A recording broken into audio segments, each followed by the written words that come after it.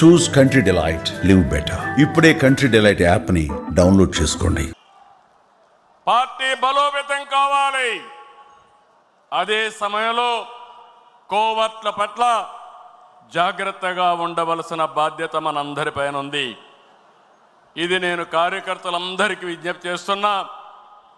ఈరోజు ఎక్కడికక్కడ మనం అందరం కూడా ఆలోచించుకుని రాబోయే రోజుల్లో ఇంకా పగడ్బందీగా కార్యక్రమాలు చేపడతామని మీకు తెలియజేస్తూ, అదే సమయంలో ఎన్టీఆర్ మెమోరియల్ ట్రస్ట్ ద్వారా న్యూట్రిఫుల్ యాప్ పెట్టాం, బ్లడ్ డొనేషన్ క్యాంపులు పెట్టాం.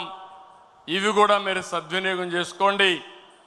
అదే మాదిరిగా ఈరోజు 5 లక్షల రూపాయలు ఇన్సూరెన్స్ ఇస్తున్నాం.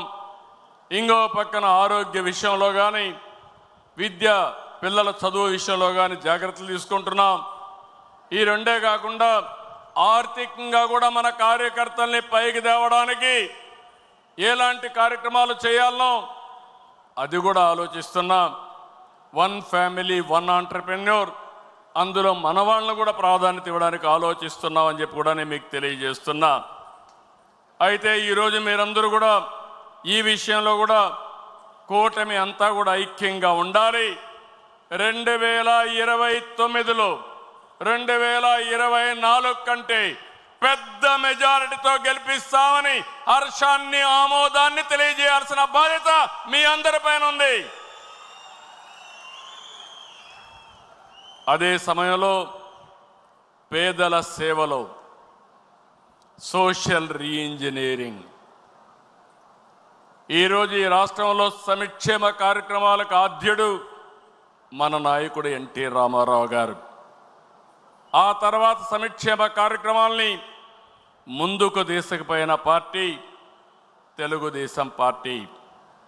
ఇంకో పక్క మీరు చూస్తే వెనుకబడిన వర్గాలు ఎప్పుడు కూడా తెలుగుదేశం పార్టీకి కంచు కోట, వెన్నెముక. ఏ సందర్భంలో కూడా ఏ వ్యక్తి కూడా వెనుకబడిన వర్గాలను మర్చిపోవడానికి వీలు లేదు. అందుకే మొన్న ఎలక్షన్లో ఒక పని చేశాం, సోషల్ రీఇంజనీరింగ్ చేశాం. అన్ని కులాలకు సముచితమైన స్థానం ఇవ్వాలని, వెనుకబడిన వర్గాలకు పెద్దపీట వేయాలని మనం ముందుకు పోయాం. దీని ఫలితాలు కూడా బ్రహ్మాండంగా వచ్చాయి. నేను పార్టీలో కూడా మిమ్మల్ని అందరినీ ఒకటే కోరుతున్నాను, జనాభా దామాషా ప్రకారం అన్ని కులాలకు, అన్ని మతాలకు అందరికీ గౌరవించే పరిస్థితి రావాలి. దీనివల్ల ప్రజల్లో విశ్వాసం పెరుగుతుంది, పార్టీకి లాభం వస్తుంది, భవిష్యత్తుకు కూడా ఎన్నికల్లో గెలవడం కూడా ఈజీ అవుతుందని చెప్పి కూడా నేను మీకు తెలియజేస్తున్నా.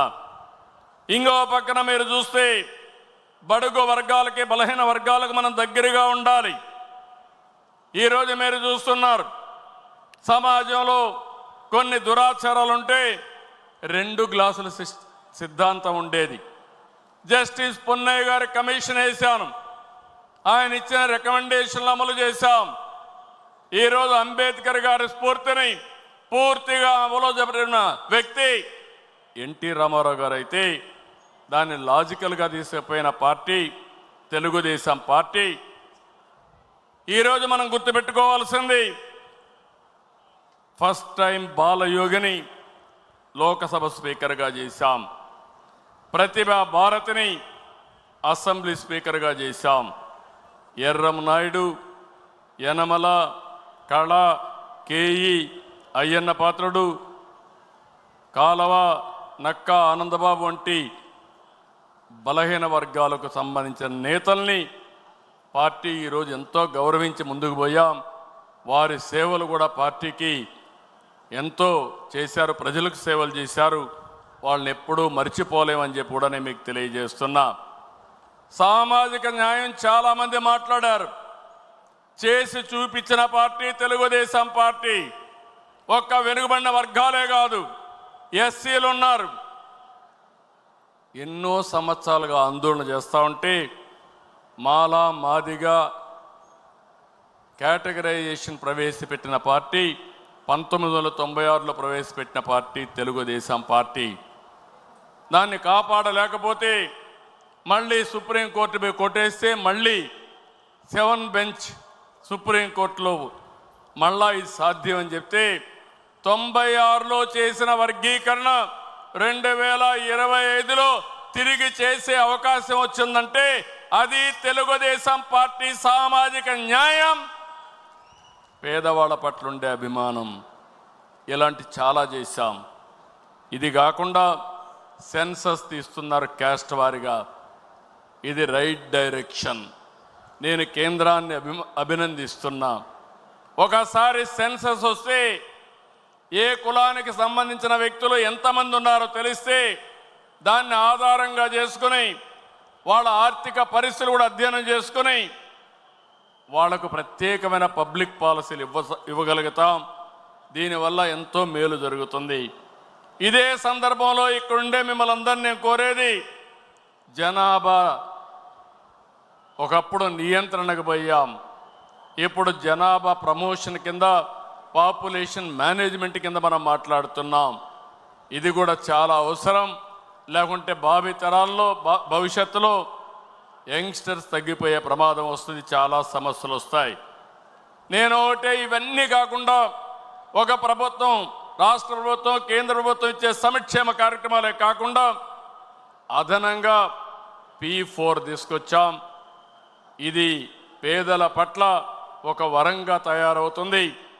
ప్రజల్ని ఒక క్యాపిటల్గా పెట్టుకుని ప్రైవేట్ పబ్లిక్ పీపుల్ పార్ట్నర్షిప్తో జీరో పావర్టీ చేయాలని, ఆ తర్వాత శాశ్వతంగా పేదరికాన్ని నిర్మూలించాలని మనం ముందుకు పోతున్నాం.